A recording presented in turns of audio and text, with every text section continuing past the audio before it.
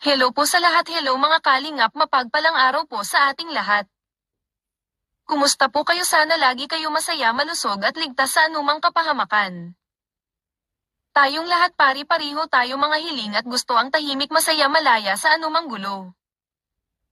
Kaya kung ikaw ay mahilig mapanghusga, mapanglait o mahilig gumawa ng kwento, itigil mo na yan, gawin para sa sarili mo ang wala tayong naapakan o kaaway.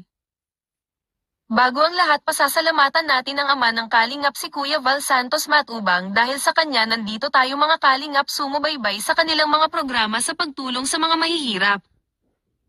Kaya suportahan po natin sila, Bong Kalingap, tumutulong po para sa mga mahihirap.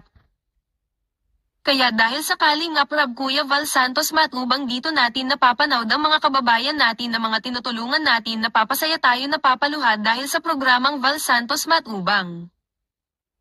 Gaya nito, magbibigay ako ng reaction dito sa Mikoy at Kristo. Wala talaga sila palabas kundi nandun pera ng saya at kilig. Mapapatawa ka sa palabas ng Mikoy at Krista, kaya tayo napanoorin natin ang batang Mikoy nagsusumbong sa mama. Lagot si Krista, ano nga ba ang magagawa ng mama ni Mikoy dito kay Krista? Kakampihan ba o magtatampo din ito? Parang damdam niyo ba ang ganitong eksena kapag kaharap mo ang lalaking crush mo tapos crush at gusto ka niya? Parang feeling ko si Krista sa loob-loob lang niya, hindi lang maamin na may pagtingin na din siya kay Mikoy. O di ba bagay silang dalawa, magaling sila mag-adjust ng kanilang mga gawain or rules. Sana may patutunguhan din, maging masaya itong dalawa. Love po ang Mi Krista. Narito ang mixing video, panoorin po natin. Huwag mag-skips ng ads. Magpapasalamat muna ako sa mga tumulong nag-subscribe, nanood ng aking reaction. Maraming salamat po, pagpalain po kayo. Aling sasabihin ko. Wala, nakalimutan ko na pala. Mama Ellen, di ba? Sasabihin mo? Mama mo, sabi ko. Mama mo. Naku, ma. Kung nanonood ka man. Ano po? Inumin mo na. Ma, oh. Naway ako.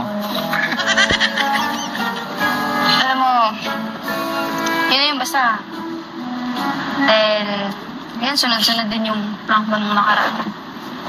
Parang ang hirap maniwala. Hindi ba pwedeng kahit ngayong araw lang?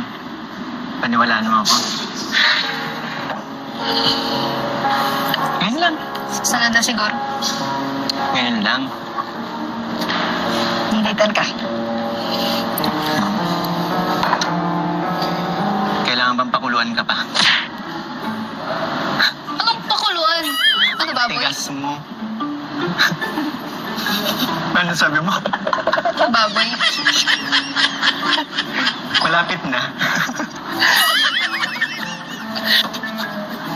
Uy! Uy! Teka lang, dito ka lang. Joke lang. Ito naman, pang-inakmukout mo na to sa akin. Teka naman. Alam mo, Hindi ka naman sanay sa akin. hindi ako naniniwala kasi ayan. Hilig-hilig mo kasing mga asat.